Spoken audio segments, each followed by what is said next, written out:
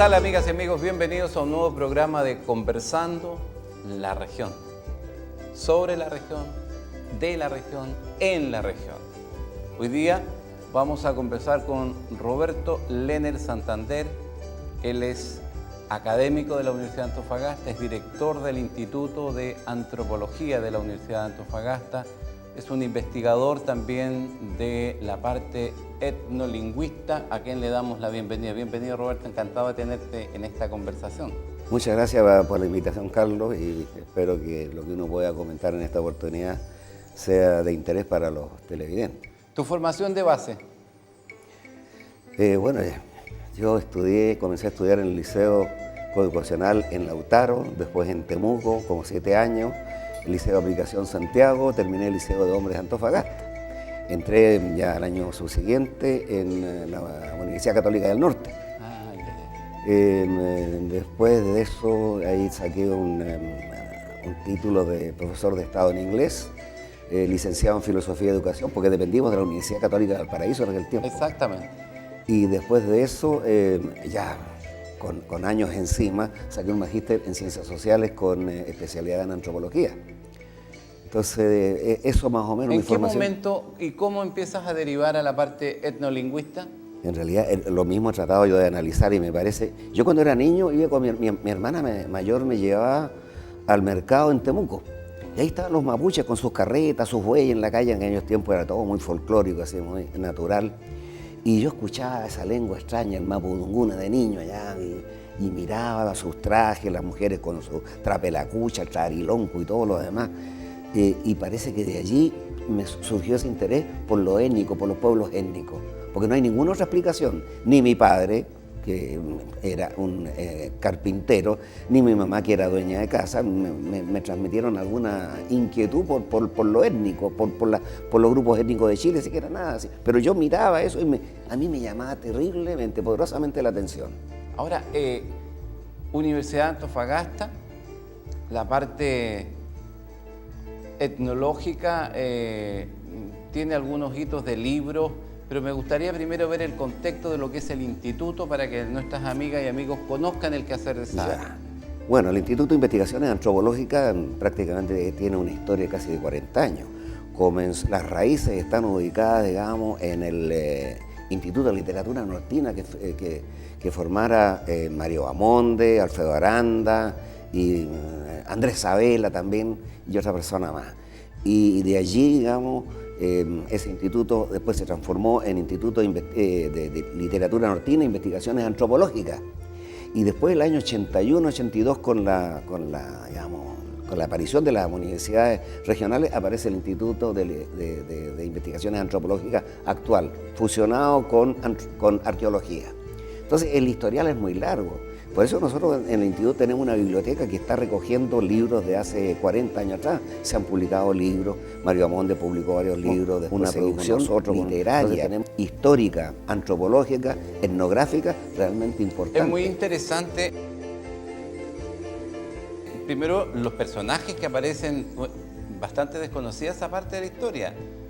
Los padres fundadores del instituto son personas de primera línea a nivel regional y nacional. Claro. Y lo segundo que me llama la atención es que arranca del lenguaje el estudio antropológico. Eso tiene un valor muy, muy especial. Claro, la lengua es el medio que tenemos los seres humanos de comunicarnos. Y cada lengua tiene su propia estructura, tiene su propia semántica, tiene su propia, digamos, construcción. Cuando yo digo las lenguas indígenas, no tienen la estructura que tiene el español o el alemán o el francés. Tienen otra estructura que es distinta y eso implica una mentalidad distinta. Entonces, el ordenamiento que nosotros siempre hacemos sujeto, verbo, predicado. Y eso es lo tradicional. En alemán cambia un poquito, qué sé yo, ya, y en las otras lenguas romance es casi lo mismo. Pero en el caso de las lenguas indígenas hay una construcción de la oración absolutamente distinta. Sujeto, verbo, predicado. Yo quiero comer. ¿Cierto?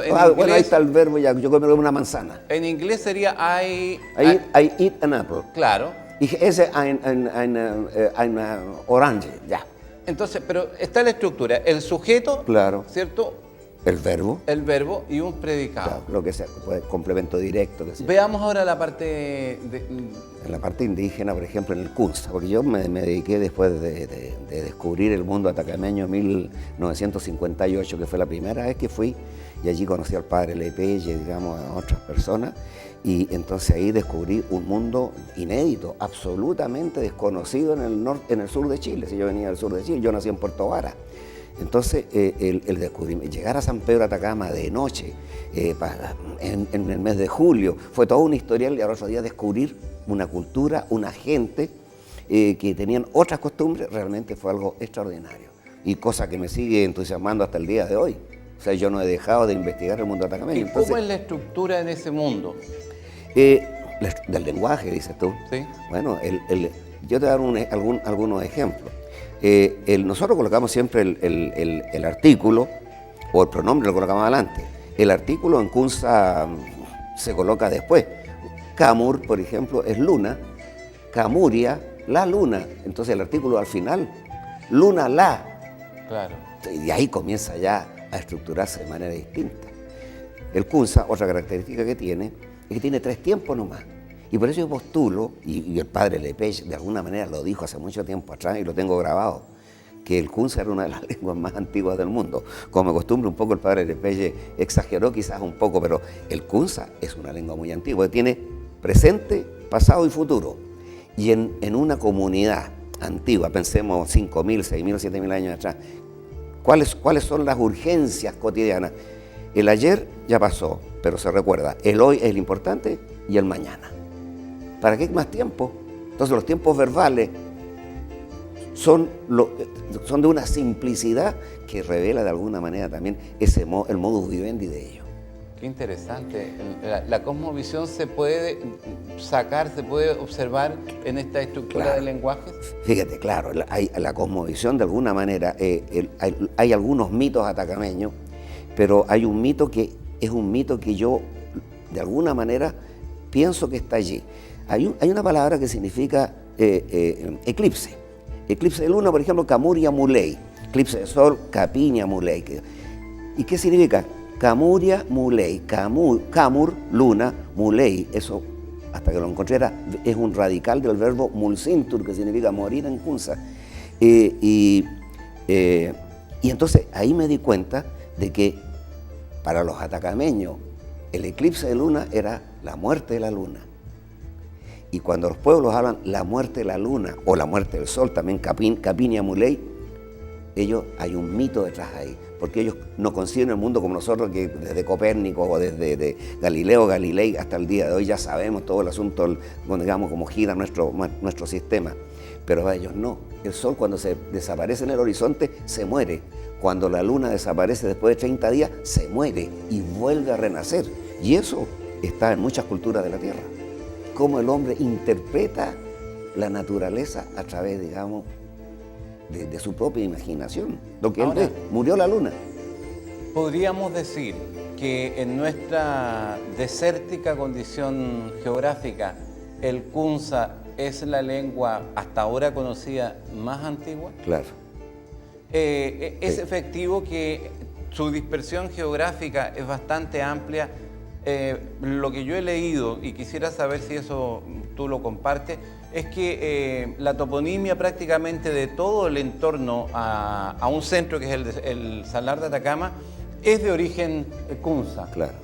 Yo por lo menos... Cerros, montañas, etcétera. Exacto. Hasta el momento yo no he encontrado ninguna otra lengua. Posiblemente hay algunos rastros por ahí que yo no los he detectado, pero para mí la lengua más antigua del sector atacameño es la lengua Kunza. Y ya el quechua llegó con posterioridad, 1400, que sé, unos 70 años antes de que llegaran los españoles, 1450 a lo mejor. Pero el Kunza, ciertamente. Y uno revisa la toponimia de la provincia del Loa. Son 50.000 kilómetros cuadrados la provincia del Loa. Y gran parte de ella está, digamos, ya nominada con nombres atacameños. Y es así porque los atacameños, cuando llegaron acá, los primeros cazadores, fueron estableciendo puntos de referencia, donde está el agua. Por ejemplo, ese es un tema muy interesantísimo, la cantidad de hidrotopónimos que hay, así se llaman, hidrotopónimos, o sea, topónimos vinculados con agua. Puede ser un riachuelo, una vertiente, puede ser un pozo, entonces todas las fuentes de agua tienen su nombre en lengua kunza. ¿Y por qué? Porque el agua marca la diferencia entre la vida y la muerte en el sector atacameño. Ahora, en este mundo desértico andino, costero, desértico y andino, porque había también una continuidad, uno ve que aparte del lenguaje oral, hay un lenguaje telúrico que está en la piedra, que está en los muros, que está en la tierra, los geoglifos, los petroglifos, los pictoglifos. Me imagino yo que hay alguna relación entre lo lingüístico y esta expresión también simbólica. Claro, el tema está en que el rescate que se hizo de la lengua kunza desde 1854 en adelante, vino Rodolfo Amando Filippi, un gran botánico, investigador alemán, y él fue el primero que recolectó.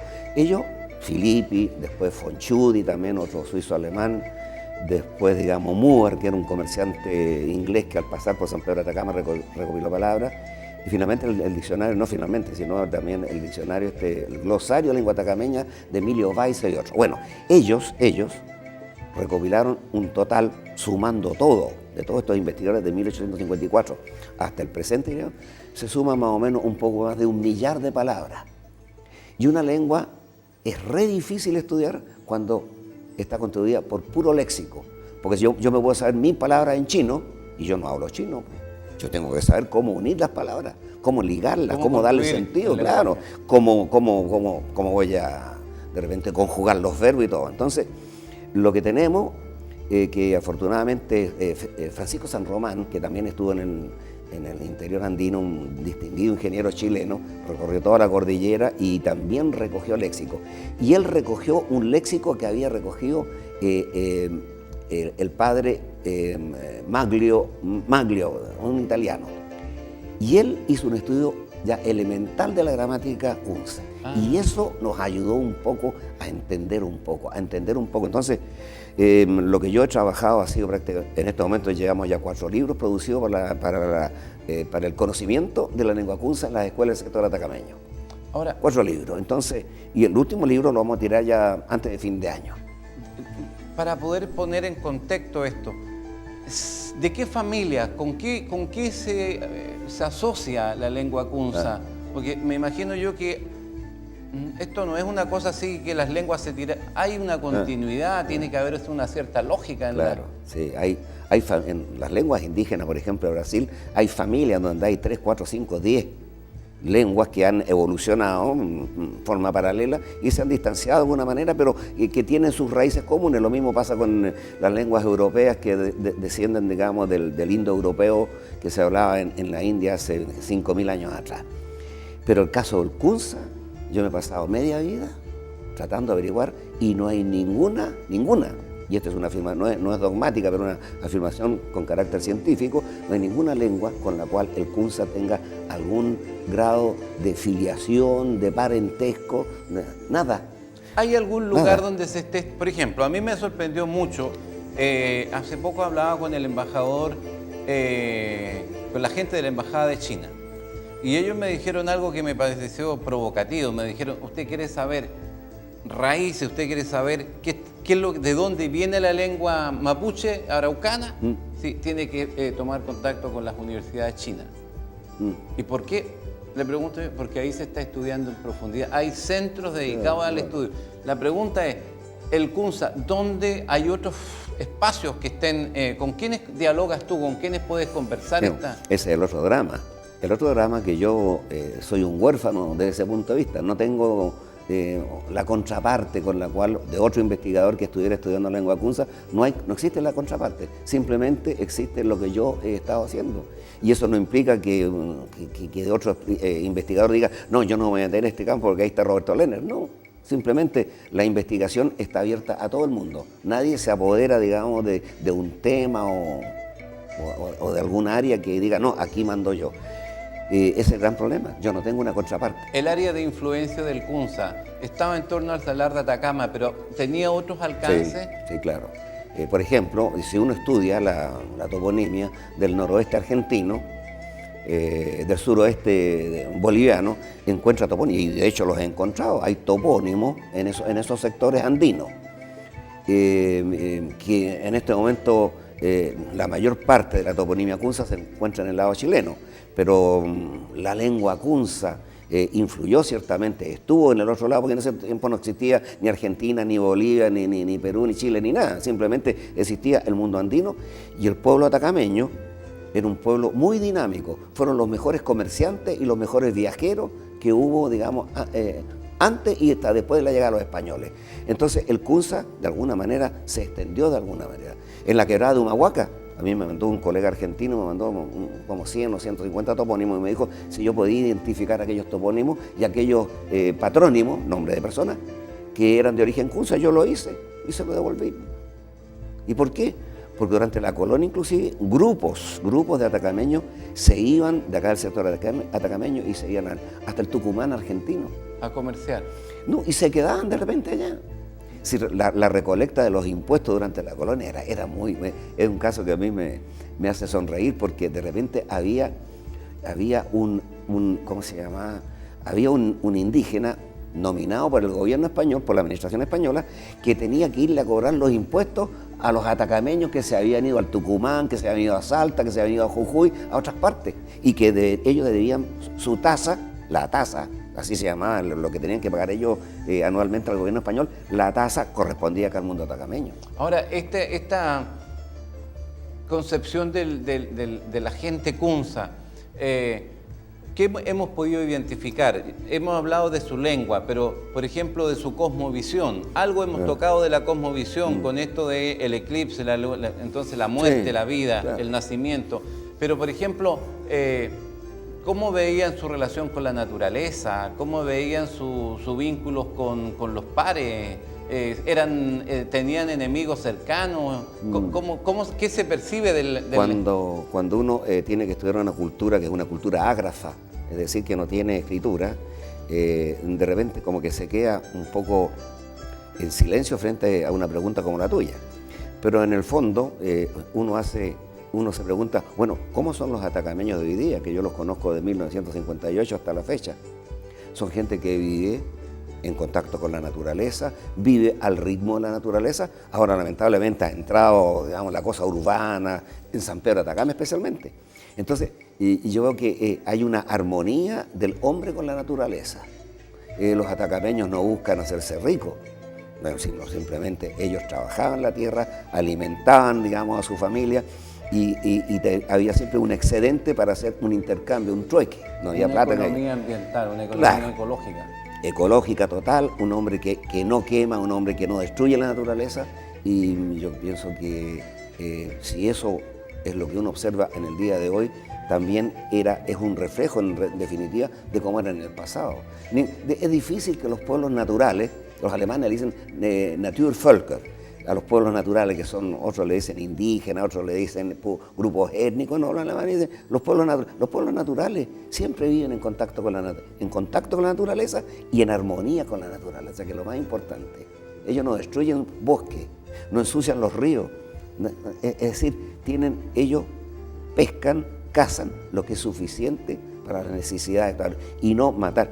Yo vi una película extraordinaria, creo que era australiana, de unos chicos que caen en un avión, aparece un nativo, en medio del desierto aparece un chico nativo, y el chico nativo los comienza a guiar, hasta que los lleva a una hacienda, y en esa hacienda de repente hay unos cazadores que matan a los búfalos de agua, mataron como 5, 6, 7 búfalos, y el niño nativo los miraba, y al día siguiente el chico se colgó, se ahorcó. Yo me puse a pensar, pero qué película más profunda. El niño no pudo entender, porque mientras él venía con los dos chicos blancos que había salvado de la muerte, el chico nativo tiraba su boomerang y mataba un pájaro, hacía fuego, ya.